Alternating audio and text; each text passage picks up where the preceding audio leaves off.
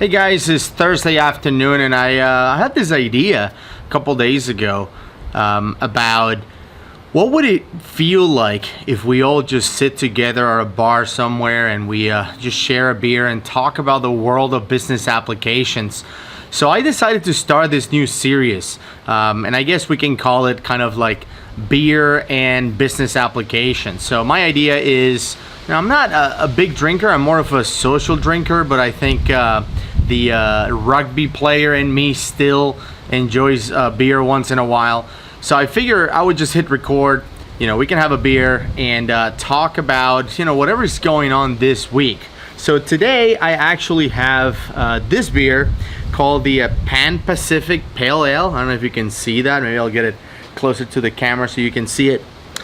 This beer actually comes from, I would say, my favorite brewer in the whole world. It's called the Garage Project. They're in Wellington, New Zealand. And my friend Rami came all the way from New Zealand to the Business Application Summit, and he brought me this one. This one, again, is called the Pan Pacific. It's an amber ale. We're going to try it. I was looking at the description for the beer online, and there seems to be a lot of flavors, fruity flavors from New Zealand and Australia.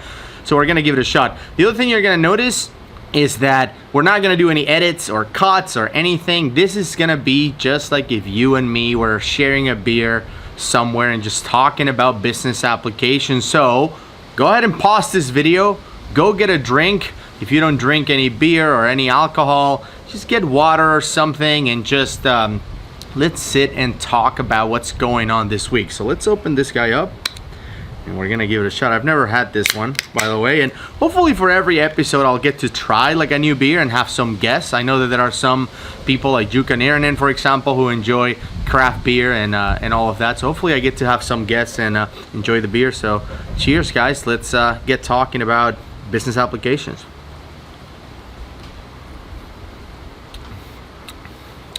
That's not bad. Pretty good. All right, so this week I wrote up some stuff. I want to talk about the acquisition of Tableau by Salesforce. Is something that obviously was announced this week. $15.7 billion in stock Salesforce paid for Tableau. And I'm not really sure if it makes sense, to be honest with you. Not to be critical of Salesforce. Obviously, they know what they're doing. They have been doing it for a long time. This year, they're celebrating their 20th anniversary. So they've been doing CRM for 20 years.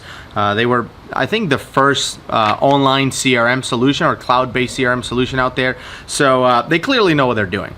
But I don't know. It just doesn't make sense. So take a look at these numbers that I wrote. So $15.7 billion. Let's just round it up at $16 billion to make it easier.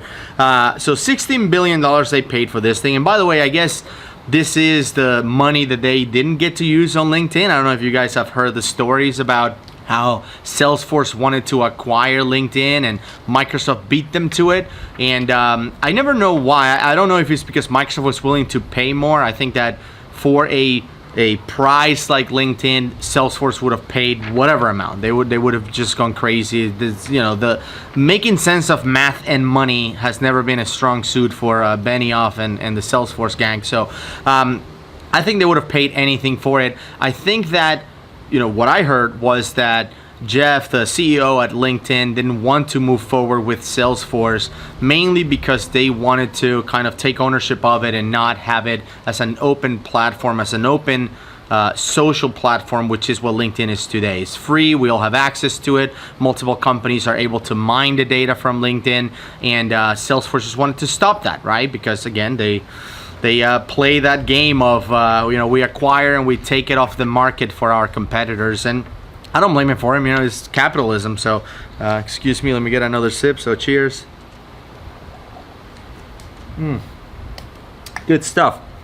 All right, so again, they try to kind of privatize this thing, just make it for them, and LinkedIn didn't like that. So Microsoft accepted to make the acquisition without really blocking other competitors from leveraging the functionality and the data and essentially taking that away. So until now, and LinkedIn was acquired years and years ago, until now that seems to be still the case, right? Everybody has access to it, including obviously Microsoft because they own it. They have greatly improved the integration with it and the access they had to it. But everybody is still able to use it. So Tableau, based on reports that I read this week, they have 86,000 plus customers. So over 86,000 customers, just rounded up to 90,000 customers. And Salesforce has about twice that much based on reports that they've shared. Last one I saw was from 2017. I think they claimed they had 150,000 or something like that. But let's just say they have twice that much. So if these guys have 90, let's say Salesforce has 180,000. I don't think that's the case, but let's just assume that's the case. And here's the interesting part that I thought about this thing is that the conditions for the acquisition was that Salesforce was going to allow Tableau to continue to operate independently from Salesforce. Let me have a sip because this you need to process this one. So this is when we take a sip. Oh,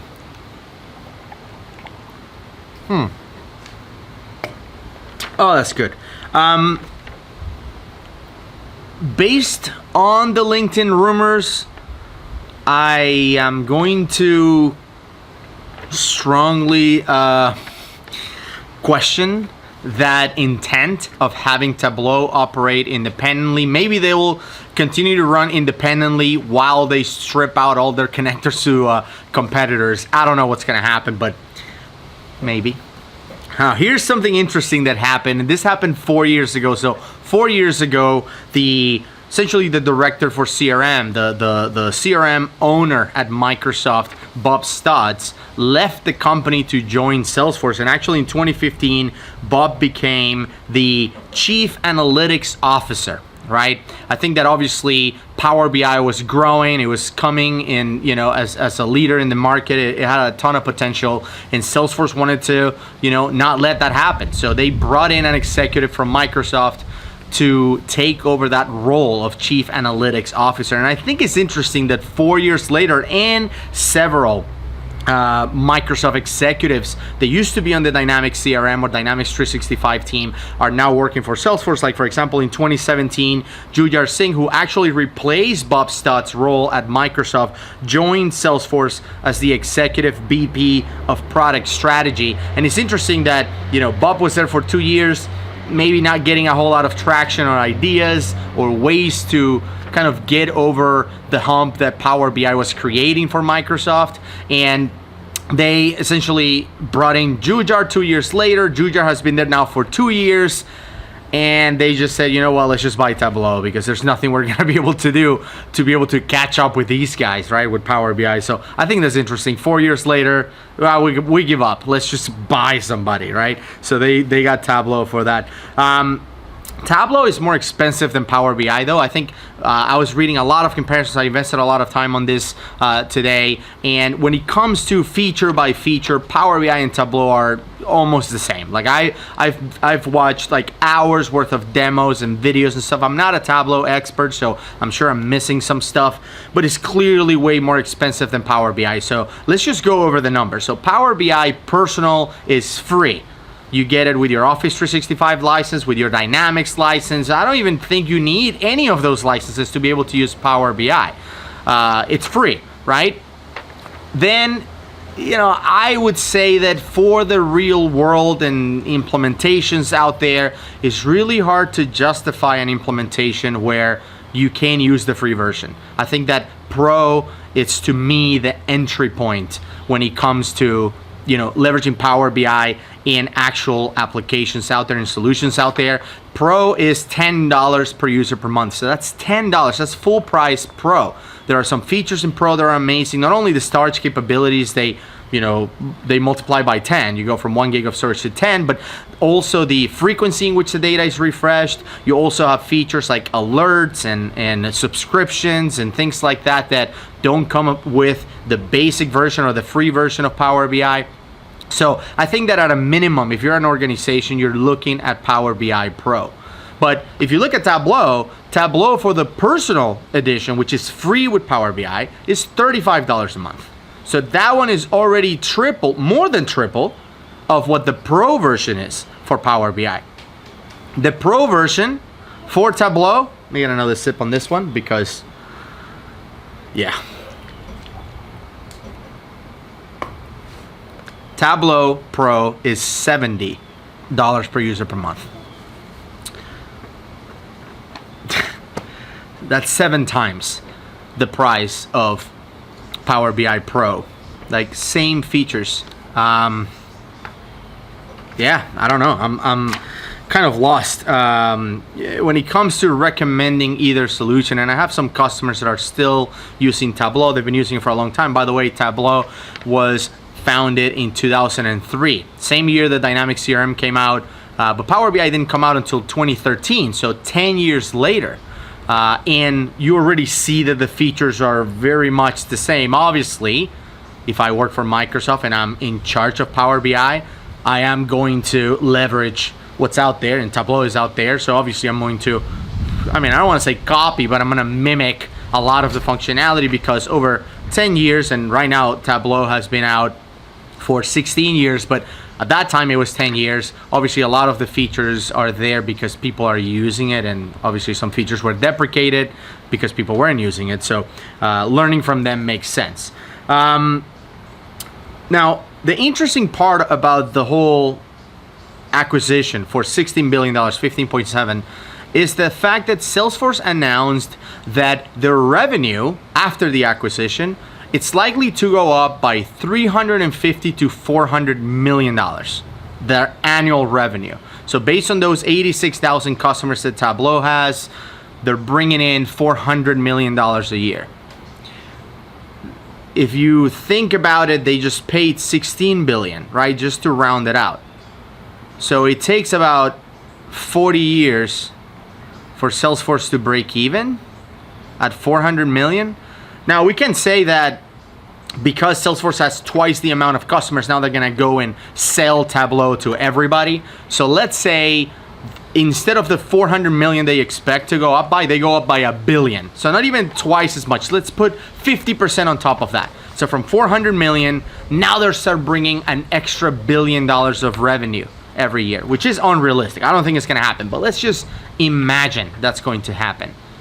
Still would take them 16 years to reach that, to break even. 16 years. Just, it doesn't make nothing makes sense in the Salesforce world. The fact that the company's value at, I don't know how much, it's just, I don't know. I don't know how you Salesforce people do this because nothing makes sense to me. There's a really good article. I'm gonna drop the link down on the description. It was written by this guy called Trevor Molak from Anchor Business, and he did a really good job kind of breaking up Power BI versus Tableau. Not after the acquisition. He wrote this in February, so it's been out for a few months now. But he did a really good job, and he says, and his company, Anchor Business, does both. They implement Power BI and Tableau. He said that in order to get the most out of Tableau, you're looking at the very minimum, at least $50,000. $50,000 to implement a data warehouse that actually allows you to leverage all that functionality from Tableau. And by the way, Tableau uses their own kind of proprietary data technology. They actually use, it's called the server data engine, and they use something proprietary called Hyper. I don't know, it's their own stuff. And Hyper is the technology they use in all their clients, by the way. The Tableau desktop, the client itself, the server, like everything is just based on this Hyper thing, which has nothing to do with obviously anything Salesforce does, because they don't relate to Hyper at all. Their authentication methods are different too. Tableau uses, Active Directory and some more recognized authentication methodologies that enterprise companies use, whereas Salesforce uses OAuth 2, which is standard, and I'm not very concerned on the authentication integration. Tableau supports OAuth when it comes to their connectors, so I think you can sort that out pretty quickly. I'm not too concerned on the authentication, but the database structure is kind of interesting. The fact that they use two completely separate things, and that's typically the problem with these acquisitions. Salesforce is very, very famous for acquiring a company and kind of leaving it up to you, the customer, to decide how those things are gonna be integrated. Whereas Power BI is created by the same company that creates Dynamics 365, CDS, Power Apps, Flow, Office, Exchange, SQL, like you name it, on and on and on and on. All this software you already use, it's all created by the same company. Same authentication protocols and methods, same database storage functionality. And it costs 7 times less. Same features, less hassle, cost 7 times less, created by the same company that creates all my other stuff, embedded automatically into all my other solutions. What? Like, is there a question? I don't know. So let me another sip. We're getting to the end of this thing, by the way. Hopefully you're getting to the end of yours. I got one more sip on this one. I was looking at some videos about how hard or how easy it would be to embed Tableau into Salesforce, because I think that at the end of the day, if you're using Salesforce for sales, workflows, it's important to get this business intelligence embedded into your solution, right? In Dynamics 365 or in CDS, model-driven applications, it's super easy. There's a way for us to embed to